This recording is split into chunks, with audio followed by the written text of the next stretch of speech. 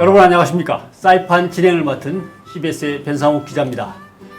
여러분의 성원에 힘입어 사이비가 판치는 세상 사이판 시즌2가 여러분 옆으로 돌아왔습니다. 영국의 유명한 시인이 이런 시기를 남긴 적이 있습니다. 악인들은 저렇게 열정에 넘치고 있는데 왜 선한 사람들은 힘없이 당하면서 저렇게 멸망의 길로 빠져드는 것일까? 라고 했는데 아마 요즘 우리 사회와 우리 한국 교회가 겪는 상황이 그런 게 아닐까 합니다.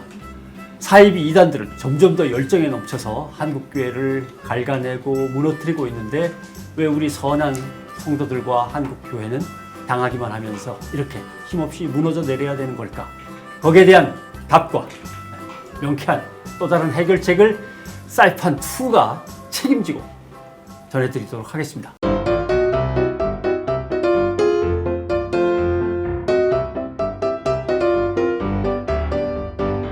사이판2 시즌을 열면서 무엇로 시작을 할까 고민을 했었는데 역시 요새는 미투 운동도 있고 해서 사이비 2단 집단 내에 판치고 있는 성추문과 스캔들과 성폭행의 어두운 흑역사를 오늘 들여다보려고 합니다.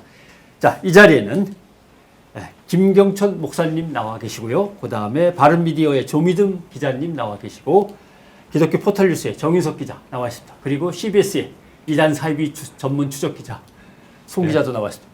오랜만에 반갑습니다. 네, 반갑습니다. 예.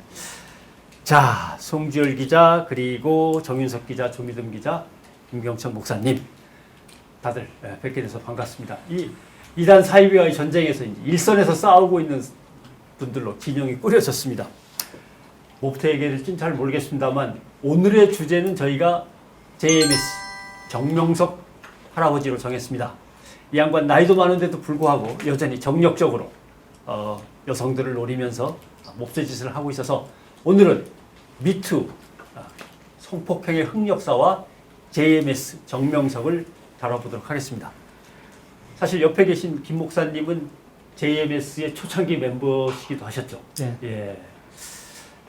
뭐부터 여쭤봐야 될지 모르겠습니다. JMS의 지금 교세가 어느 정도나 될까요? 정확하게는 잘 모르겠습니다만은 한 2만 명 내외가 되지 않을까요? 2만. 그리고 뭐 전 세계로 막 뻗어 있는 것 같습니다. 여기저기서 연락이 오는 거 보니까. 예, 뭐 한 50개국이라고 하는데 예. 한 명 있어도 뭐 나라는 나라니까요.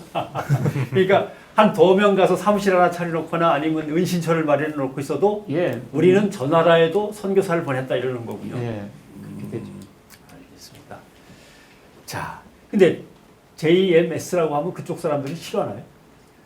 싫어하는데 예. 원래 그 이름은 그 사람들에게는 자랑스러운 이름이었죠. 그래서 정명석은 사인하기를 좋아하는데 예. 자기 이름 정명석 쓰고 꼭 JMS를 크게 사인했었어요. 오. 그리고 이렇게 초창기 때는 이렇게 JMS라는 배지도 이렇게 다고 다녔어요. 자랑스럽게. 예. 그리고 그 봉고차 있었잖아요. 봉고차. 예. 그 봉고차 앞에 보면 JMS라고 크게 사인해서 이렇게 하고 다녔었죠. 그럼 승합차 예, 앞에 이게 JMS JMS 탁 쓰고 다녔었어요. 근데 이제 그 언론과 방송에 추억의 이름이 나오니까 예, 예. 이제 상관이 없다 이렇게 숨기려고 하는 마음 때문에 아니라고 하는 것이죠. 사실 사이비 2단 집단으로서는 눈에 확 띄는 단어보다는 정통 교회와 분간하기 어려운 이름으로 뭐 예수교 복음 침례 뭐 이렇게 복잡하게 나가든가 아니면 기쁜 소식 세계 선교 뭐 이런 걸로 이렇게 위장하는 게 더 유리한 전략이긴 해서 아마 그래서 지우는 모양이군요. 우리 조미정 기자 네. JMS하고 뭐 좀 요새 붙은 게 있습니까? 예, 소송이 2개가 있는데요. 형사소송은 하나 이제 불기소로 끝났고 저작권하고 이제 저작인격권 그 사람들이 이제 아까 말씀하신 것처럼 우리 요즘에 이단 사이비가 정체를 숨기고 접근을 하잖아요. 네. 우리 JMS입니다, 우리 신천지입니다 이렇게 접근하지 않으니까 그 사람들이 위장 행사를 많이 하기 때문에 위장 행사 포스터 이건 이제 JMS 행사입니다라는 걸 보도를 했는데 이제 그 저작권과 저작인격권 명예훼손 포함해서 그렇게 고소를 했거든요. 근데 이제 뭐 그 보도하는 입장이 공공의 이익을 위한 목적이기 때문에 형사소송에서 불기소 처분이 됐었고요. 민사는 이제 그 사람들이 하는 어떤 벽화 봉사가 있어요. 예. 그 사람들이 이제 벽화 봉사단을 만들어서 그걸 포교의 수단으로 사용한다라고 제가 보도를 했는데 그게 사실이 아니다라고 손해배상 청구 소송을 했는데 이제 5월 30일 날 첫 공판이 있고 이제 시작이 됩니다. 네. 순수한 마음으로 하는 벽화 봉사를 이단 사이비 집단의 포교 활동이라고 묶어버렸다. 네, 포교의 수단으로 사용한다라고 제가 보도를 그럼 했죠. 자기네 사업에 방해가 됐다. 그렇죠. 그 사람들이 무슨 사회적 기업이나 여러 가지 이미지들, MOU를 맺고 있는 단체들도 있고 근데 그런 것들에 좀 타격을 입었다라고 주장을 하는 거죠. 네. 잘못했네. 제가요? 신천지도 많이 하죠. 많이 하죠. 네. 봉사단, 예. 봉사단에서 주로 하는 게 이제 우려스러운 건 이제 초등학교 앞에서도 이제 그런 봉사 활동을 펼쳐서 학부모들이 커뮤니티를 구성해서 학교에 항의하기도 하고요. 그런 경우도 이제 여러 차례 이제 제보가 들어오고 있습니다. 네. 근데 학부모들이 뭔가 조금 인식이 있어서 네네. 저거 우리 애들하고 잘못 엮이면 안 되는데 이렇게 생각하시면 다행인데 좋은 봉사 활동 하는데 우리 애들도 참여시킵시다. 뭐 이렇게 하면서 애들 등을 떠밀면 심각해지는. 근데 대부분 이제 모르고 그냥 봉사활동이라고 그러면 이제 뭐 선의의 봉사활동인 줄만 알았는데 그 배후에 이제 신천지 조직이 있다라는 사실을 알고 다들 이제 놀라시는 거죠. 그래서 이거에 대해서 학교 측에 항의하기도 하고 이게 어떻게 된 거냐라는 뭐 그런 뭐 항의도 네. 받기도 하고요. 예, 그렇습니다. 어떻게 보면 신천지가 맨 처음에 고요한 사업 여경이었는데 JMS가 가져갔네요. 아, 제가 확인을 해보니까 JMS가 먼저 했더라고요. 먼저 했대요? 네, 예전부터 그러면 하던 신천지가 거였고. 잘못했네. 남의 사업을 표절을 해버렸어요. 표절하고 그래서 벤처 이제 어떤 한 언론사 같은 경우는 이제 이름이 뭐 신천지랑 뭐 하늘, 벽화 뭐 비슷하다 보니까 예. 이게 신천지에서 하는 봉사단이다라고 했다가 이제 사과를 했던 적이 있더라고요. 이렇게 추적을 해보니까 JMS에서 먼저 했던 내용이더라고요. 예. 우리 그 포교 방법 하면 신천지를 주의하자 이런 얘기를 참 많이 했어요. 예.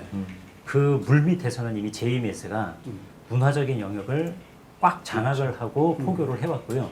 예. 특히 제가 이제 알고 있는 사람 중에 JMS에 4년 있다가 나온 친구가 왜 빠졌냐면 고등학교 수능 시험을 본 뒤에 학교 선배들이 학교를 찾아온 거예요.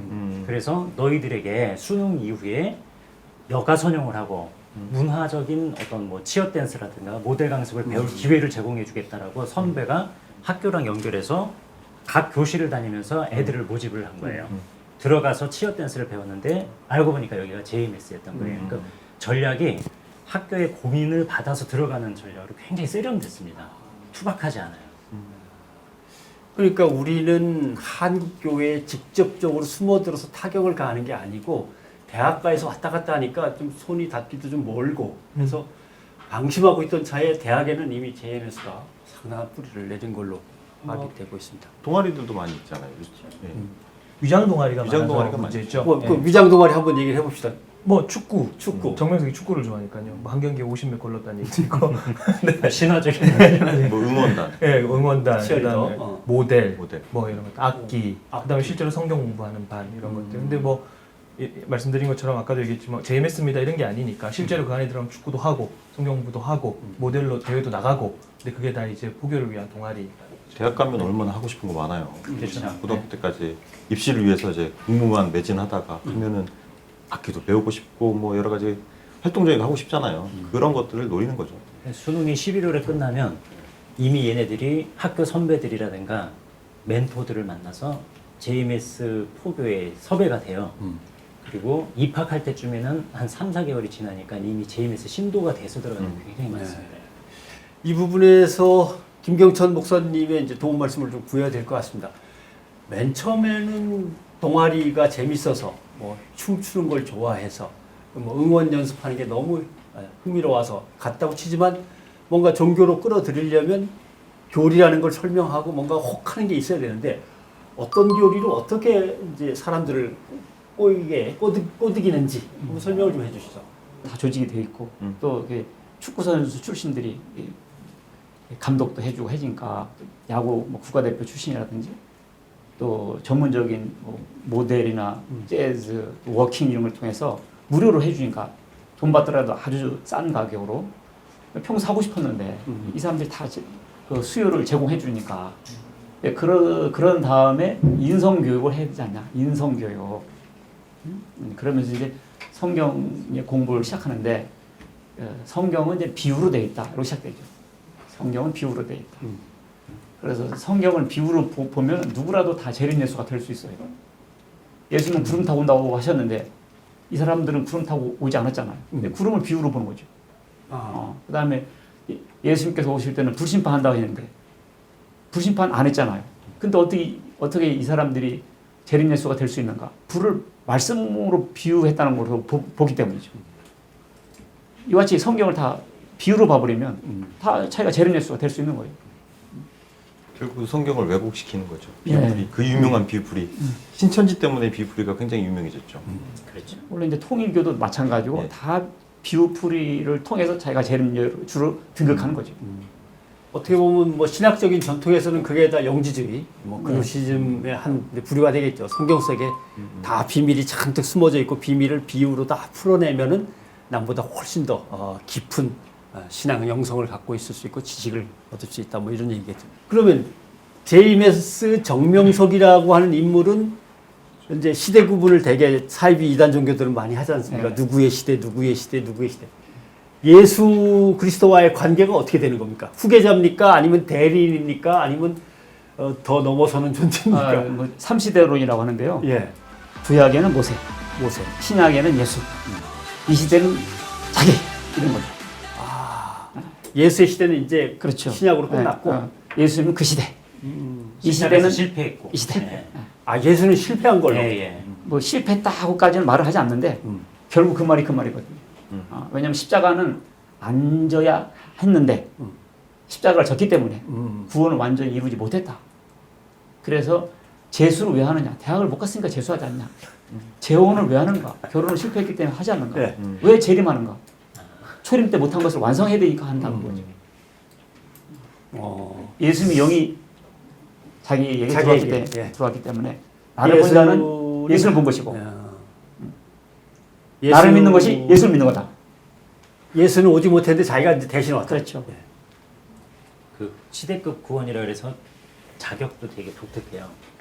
구약, 신약, 성약으로 나누는데 구약의 구원은 종급 구원이고 신약의 구원은 자녀급 구원이고 이제 시대가 바뀌어서 성약은 애인급, 신부급 구원이다 이렇게 바꿔버려요. 그러니까 가장 최상위급 구원이다라고 자부심을 심어주는 특징도 있어요. 사실 이런 삼시대론이 제이메스의 독특한 특징이 아니라 전형적인 우리나라 이단 사이비의 특징인 거죠. 삼시대론.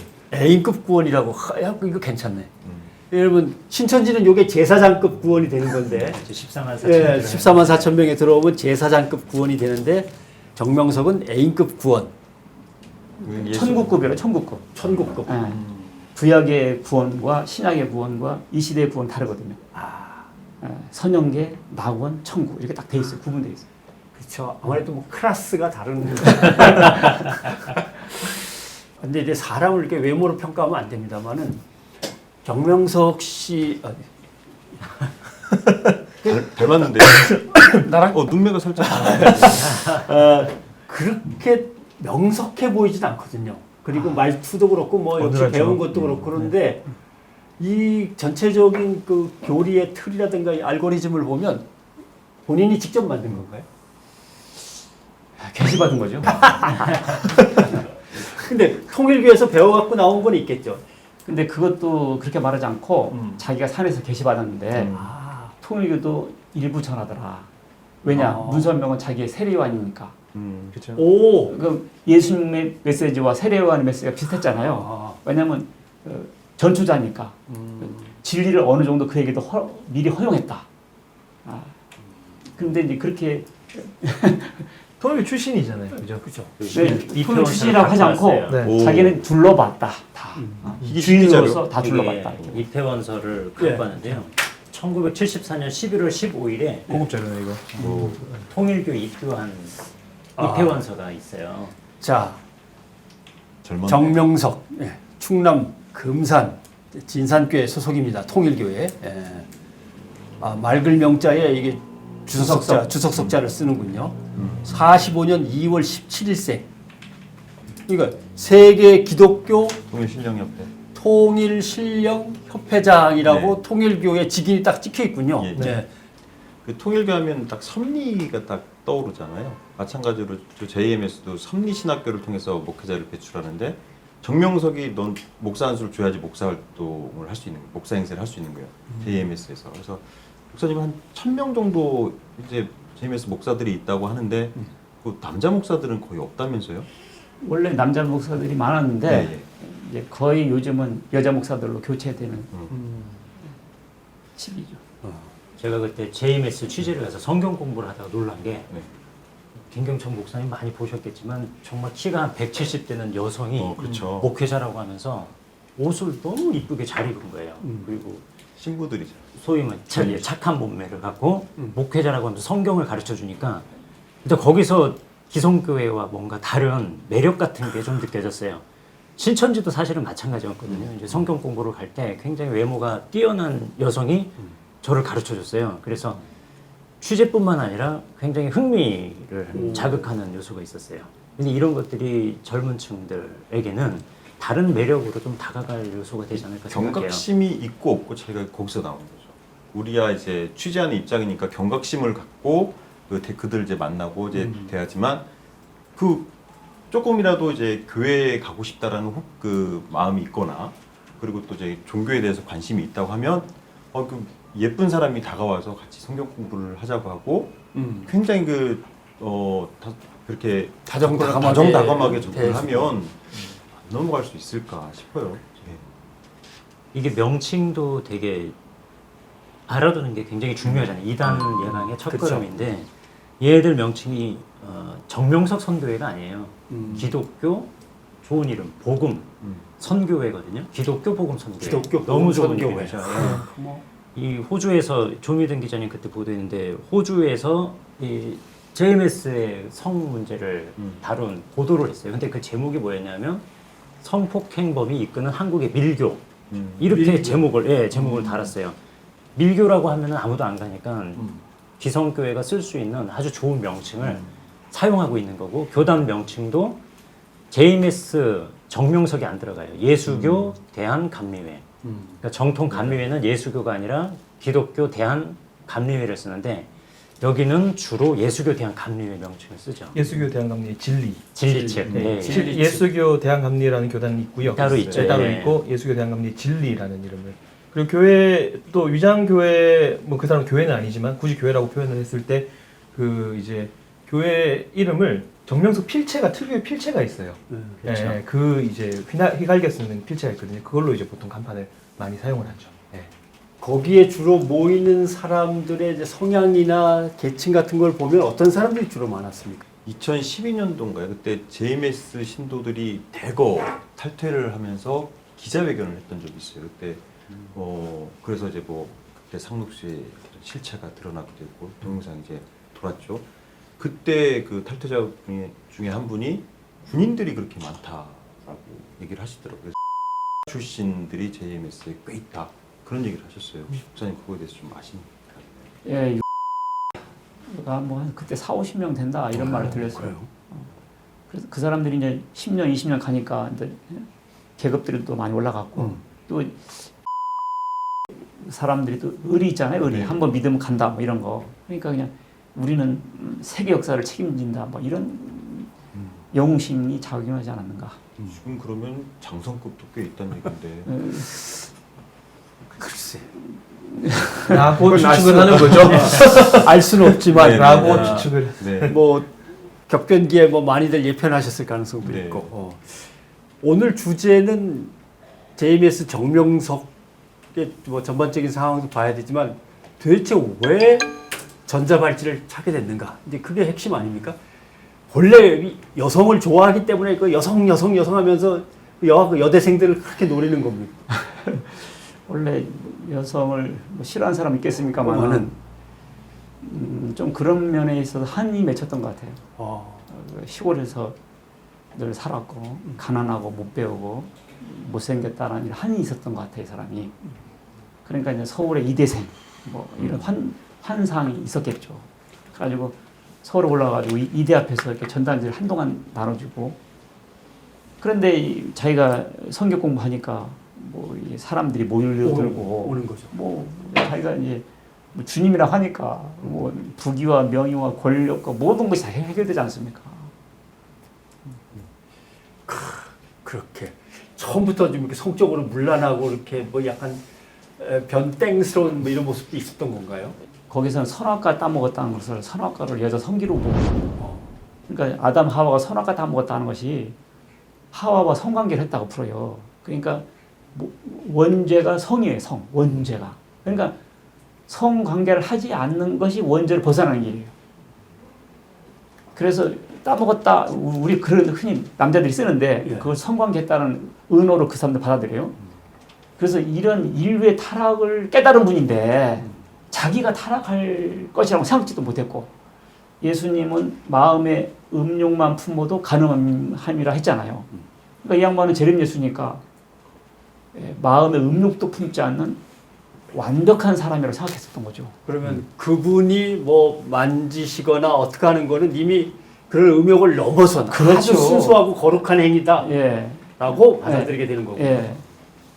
그것을 의심하면 내가 너를 시험했는데 이렇게 시험을 되면- 통과 못했구나. 이렇게 되는 전형적인 사이비 교주들의 모습. 그렇죠. 이게 이제 흔히 김백문에서 시작하는 혈통복귀와 비슷한 것들이죠. 깨끗함을 입어야 되고 새로운 피를 가져야 되고 아니면 거룩한 분 밑에서 뭔가 성스러운 걸로 거듭나야 되고. 그리고 내가 이렇게 쓰다듬은 것은 내가 쓰다듬는 것이 아니라 예수님이 내 몸을 통해서 쓰다듬은 거다. 이렇게 하는 거죠. 그렇게 합리화를 시키는 거죠. 좀 사실 다른 말로 성적인 것 하면 같아요. 상식적으로 보면 성추행이잖아요. 완전 추행이죠. 네. 그러니까 80년대에 통일교에서 나온 걸로 알고 있거든요. 1980년에 나왔는데 여성들의 어떤 성추문 얘기가 폭로되고 기사화된 게 84년이니까 불과 4년이란 말이에요. 그러니까 처음부터 그런 통일교 영향을 가지고 있고 교리도 그렇고 본인의 어떤 심성도 그렇고 그러니까 처음부터 좀 그런 문제들이 있었다라고 보는 게 맞지 않겠나라는 생각이 좀 들긴 해요. 네. 2012년에 폭로하는데 동참한 여자 네. 이제 교육자 출신 여자 피해자가 있었는데 그분이 들어간 연도가 83년이에요. 그리고 그분 주장은 정명석 교주와 총 이제 4번 관계를 했고 3번은 1대1 1대1이고. 그리고 마지막 갔을 때 그분이 한 35 정도가 됐을 때예요. 그러니까 굉장히 이제 인기가 사라질 그런 나이대에 됐을 때 교주가 부른 거예요. 그래서 너무 이제 감사한 마음으로 갔는데 그 마지막에는 9명이 이미 대기하고 있어서 그때는 이제 10대 1로 했다 이런 얘기가 있어요. 그러니까 초창기로 혼용을 한 됐었던 거예요. 거죠. 호놈인 예, 거죠. 그룹이라고 얘기를 했어요. 예. 근데 이것이 영은 누굴 들어 쓴다는 교리에 좀 기초를 하거든요. 그러니까 하나님은 영이신데 우리를 사랑하시고 그리고 우리 또한 하나님을 마음과 뜻과 목숨과 힘을 다해서 사랑해야 되는데 영이시다라는 거예요. 근데 영은 누굴 들어 쓰니까 이 시대의 중심 인물은 육체 속에 들어와서 역사한다라고 하고요. 거기에다가 삼시대론의 마지막에 애인급 구원, 신부급 구원이 있기 때문에 애인처럼 하나님을 사랑해야 되는데 영이신 하나님이 들어와 계신 그 육체의 사명자를 사랑하는 게 곧 하나님 사랑하는 거다라는 거예요. 그래서 실제로 관계까지 갔을 때 이 여성들에게 굉장한 혼란이죠. 우리 시각에서는 이건 성추행인데 그 사람들 시각에서는 믿음으로 시작을 했잖아요. 그 사람이 정말 하나님이 들어쓰는 신령한 사람이구나라는 믿음으로 시작했기 때문에 그 성적 문제가 있을 때 사회 범죄로 보는 게 아니라 이게 하나님에 대한 이제 순종이냐 불순종의 차원이냐로 해석을 하게 되는 거죠. 안타까운 일이에요. 세 분 얘기를 듣고 나니까 왜 정명석이 성폭행범이 되어서 감옥에서 10년 동안 있고 전자발찌를 차야 되는데도 불구하고 사람들이 특히 젊은 여성들이 그렇게 연애 편지를 써보내고 막 기다리면서 눈물을 흘리는지 뭔가 조금 이제 이해가 가긴 하네요. 뭐에 속아서 저러는구나라는 게 이제 이해가 가는 거예요. 대체 저렇게까지 속을 수가 있나 하는데 알고리즘이 딱 그렇게. 예. 예. 그러니까 이 시스템입니다. 칼도 엄마가 들고 있으면 부엌칼, 강도가 들고 있으면 강도인 칼, 예, 흉기죠. 의사가 들고 있으면 메스. 이게 성도 세상 사람들이 하면 범죄, 예. 주님이 하면 은총. 은총이 도구. 예, 30년 동안 은총을 안 들키고 있다가 드디어 이제 걸려 들었죠. 중국에서 이제 구속돼서 한국으로 넘어와서 2009년도에 이제 10년형을 받고 수감이 됐죠. 그리고 이제 올 2월달에 이제 나왔잖아요. 나왔을 때 이제 엄청 그 관심을 끌었잖아요. 예, 그때 그 취재를 해보니까 당시에 이제 보통의 그 만기 출소자들은 새벽 5시에 나와요. 새벽 5시에 나오는데 정명석 총재는 9시 20분에 나왔습니다. 왜일까요? 우리 얘기 나눴던 것 중에 힌트가 있는데. 그러니까 결국 발찌를 채우느라고 그렇죠. 이렇게 네네. 우리 시청자들이 조금 모르는 부분이 있을 수 있어서 좀 보충 설명을 좀 드리자면 이게 보호관찰심사위원회라는 데가 있어요. 저희가 이제 2008년 9월부터 이제 성범죄자들은 이제 전자발찌를 착용하도록 이 시행령이 떨어졌기 때문에 그렇게 하는데 보호관찰심사위원회에서 정명석 총재에게 전자발찌를 출소할 때 전자발찌를 채워야 한다 해가지고 그 직원이 그 출소 당일날 8시 30분에 출근을 해서 발찌 채워주고 내보내느라고 9시 20분에 나왔다는 거죠. 우리가 그냥 흔히 재미있으라고 절대 발찌 하는데 뭐 정명석도 뭐 자기네는 JMS 맨 처음에 지저스 뭐 모닝스타. 모닝스타 참나 저리 가라 망할 뭐 이런 이렇게 바꿔 부르기도 했습니다만은 근데 제가 머리가 상당히 괜찮은 편이어서 웬만한 건 다 외우는데 이 사람이 고소당하고 처벌받은 건 너무 많아가지고 그래서 이거 누가 조미드 기자가 먼저 한번 정리를 해주실랍니까? 되게 복잡해요. 되게 복잡한데 제가 아까 84년도 말씀드렸는데 84년도에 이제 여성들이 성폭행, 성추행을 당했다라는 폭로들이 나오기 시작했어요. 나오기 시작했는데 첫 고소는 87년이에요. 1987년에 세 개로 이제 고소를 당하는데 사기 그다음에 피보호자 간음, 그다음에 명예훼손 이 세 개로 이제 고소를 당하는데 그때 당시 사기는 이제 혐의 없음이 나왔고요. 그다음에 피보호자 간음도 공소권 없음. 왜냐하면 그때는 친고죄였잖아요. 그러니까 이때 사실은 처벌이 됐으면 더 큰 피해를 막을 수 있었는데 맞아요. 고소인이 취하를 한 거예요. 이 사람들이 워낙 많은 고소 고발이 있을 때 중간에 합의를 많이 보니까 고소인이 취하를 했고 그다음 이제 명예훼손 같은 경우도 이제 공소기각으로 끝났던 그런 문제였는데 이제 87년에 이미 문제 제기가 그렇게 되었었고 근데 정명석 사건이 이슈화되게 된 계기가 있어요. 그 계기가 뭐냐면 99년이거든요. 근데 그 사이에도 많은 문제가 있었겠죠. 근데 이제 정명석 사건이 사람들의 입에 오르내리고 이제 언론에 보도되기 시작한 게 본격적으로 된 게 이제 99년인데 그때 이런 일이 있었어요. 한 여신도가 JMS에서 탈퇴를 했는데 정명석이 이 여자가 보고 싶은 거예요. 잡아와라. 라고 해서 납치를 하게 됩니다. 99년 1월 6일 날 저녁에. 근데 이 납치를 할 때 이 친구가 그 납치 장면을 목격을 해요. 그래서 차량 번호를 외워서 경찰에 신고를 합니다. 경찰이 차적 조회를 해보니까 이게 충남 금산인 거예요. 그래서 충남 금산에서 경찰이 대기를 하고 있는데 이 여성이 이제 잡아갔지 않습니까? 잡아갔는데 그날 마침 정명석이 아까 얘기했던 그룹으로 뭐 이렇게 하는 날인 거예요. 잡아갔는데 여성들 신발이 쫙 있고 들여보내지를 못하는 거예요, 얘를. 이 납치한 여성을. 그래서 오늘은 안 되겠다. 그래서 다시 데리고 그 본부에서 시골로 내려오는 그때 잡힌 거예요. 잡혔어. 네. 그때 잡혀가지고 새벽에 이제 금산경찰서 가서 이 여자가 모든 걸 다 불어버린 거예요. 그래서 그날 아침 6시부터 계속해서 보도가 나오기 시작한 거죠. JMS가 누구냐, 정명석이 누구냐, 이런 납치 보도가 있었다. 그래서 정명석이 그날로 뒷산을 넘었다. 그래서 서울로 가서 무비자로 갈 수 있는 홍콩으로 도망갔다. 그때부터 정명석의 해외 도피가 이제 시작이 됩니다. 네. 그러니까 이게 중간에 그 이후에도 아까 말씀하셨던 그 대법 확정 나기까지 중국에서 체포되기까지 굉장히 복잡한 사건들이 있어요. 그런데 이제 처음 이제 이슈가 됐던 거는 이제 한 여성 납치 사건 그것이 알려지면서 이렇게 이제 해외 시작이 도피 중에도 됐죠. 사고를 많이 쳤죠. 엄청 많이 쳤죠. 예. 그러니까 그건 이제 순차적으로 좀 그래서 얘기를 현지 나누면서 언론에서도 좀 보도가 되죠. 일본, 예. 대만, 예. 그다음에 뭐 이제 중국, 말레이시아도 말레이시아, 있잖아요. 예, 엄청 많은 그 사고를 쳤고 대대적으로 보도를 했고 뭐 어떤 나라 같은 경우 40개 언론이 붙어서 보도를 했다고 하니까 예. 그러면 지금쯤은 형량이 한 200년쯤은 됐어야 되는데 계속 살아야죠 거기서. 근데 변호사를 괜찮은 변호사를 쓰는 모양입니다. 그 보면은 무혐의가 꽤 많아요. 은근히 빠져나오고 뭐 또 바로 잡아서 바로 처벌하지 않고 좀 시간이 걸려서 도망갈 시간을 벌기도 하고. 왜 그러냐면 그 사건 해결팀들이 있어요. 오. 그래서 그 돈도 좀 주고 너도 인생 살아야 될 거 아니냐. 조용히 사라져라. 이렇게 타협을 주로 많이 하죠. 합의를 하는군요. 여자들이야 뭐 이미 몸 버렸는데 돈이라도 받고 끝나지 않겠나. 합의금 규모는 또 얼마나 돼요? 뭐 그것은 그 여성 신도 납치범 같은 경우는 항소심에서 5천만 원 정도. 그때 5천만 예, 원. 그렇죠. 5천만 원. 그죠. 그리고 이제 그 이 JMS라는 집단이 좀 독특해요.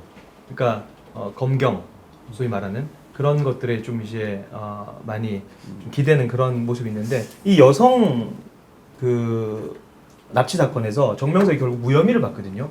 이게 조금 의아한 점이 분명히 있어요. 그때 당시 99년이면 99년에 무슨 사건이 터졌냐면 그 대전 법조비리 사건. 그때 굉장히 큰 이슈였죠.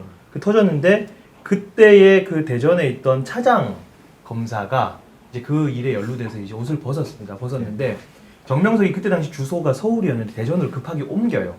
대전을 급하게 옮기고 누구를 변호사로 쓰냐면 그 옷 벗은 차장 검사를 변호사로 씁니다. 그때부터 이제 수사가 굉장히 지지부진해졌다라는 이제 피해자들의 의혹 제기들이 있고 항상 이런 식이었어요. 그러니까 전관예우를 이제 노리는 노렸다. 거군요. 예. 그렇게 하고 이제 대부분의 피해자들 같은 경우는 거의 다 뭐 5천만 원, 뭐 3천만 원 이런 식으로 합의를 해서 다 끝냈던 그런 기록들이. 법무팀의 변호사들이 따로 있나요? 네. 어, 집사 변호사들이 있죠. 집사 변호사들. 괜찮은 사람들입니까? 근데 주로 저런 사건에 정명석은 당하니까 검사 출신이 유리할 것 같긴 해요. 그렇죠. 그리고 그런 문제들이 잘 해결되고 하니까 이 사람은 더 자신감을 얻었던 것 같아요. 하나님의 뜻이구나 역시. 나는 역시 하나님이 뒷배를 봐주고 계셔. 네. 나는 왠지 보통 사람은 아니야. 한 일간지에서 그 마을 금산 월명동 수련원 있는 마을 주민을 인터뷰했는데 고향 친구예요. 공교롭게 정명석과 고향 친구인데 그 친구가 이제 인터뷰한 내용 중에 아직도 여전히 대형 버스로 여대생 같아 보이는 그 여성 신도들을 실어 나르고 있다. 그런 이제 증언을 해준 바가 있습니다. 편하게 우리가 정명석과 그의 기쁨조들이라고 이제 이름을 붙여서 부르긴 합니다만은 항상 젊은 여성들에게 둘러싸여서 가운데서 자기가 그리고 가운데서 예쁜 여성들 가운데 있으면 좀 점잖게 있지 뭐 반바지에 그냥 다리털 숭숭 내보이면서 있기도 하고 그러던데 뭐 맨날 그런 사진 찍고 자랑스럽게 폼 잡고 있죠. 축구를 좋아하나 봐요. 그런 모습을 보면. 축구 좋아. 이제 축구 하기 좀 축구도 쉽지 하기 않을까요? 힘들겠죠. 축구 좀. 나이가 74세. 나이가 발찌 때문에. 하겠어요. 그래서 우리 선생님은 투시, 예언 투시의 능력들. 축지법도 쓴다고 했거든요. 맞아요. 긴 머리. 예. 그죠? 키는 한 170. 네, 이렇게 맞아요. 키 허리허리하고 사람 날씬하고 굉장히 좋아해요. 밝은 옷. 밝은 옷. 예. 아, 예. 검은색은 이제 사탄이 좋아하는 색깔이라고. 나 외로워. 네. 좀 보내. 이렇게 되면 여기서 간단한 얘기인데 우르르 비행기 태워서 뭐 보고 싶다. 편지를 쓰고. 이제 또 재미있는 거는 남자 상록수가 있다. 키 클수록 좋아해요. 작고 귀엽고 아담한 사람을 좋아하는가 하면 제이미스는 키 크면 좋아해요. 일단 키 작으면 상록수 되기가 힘들지 않아요? 힘들지.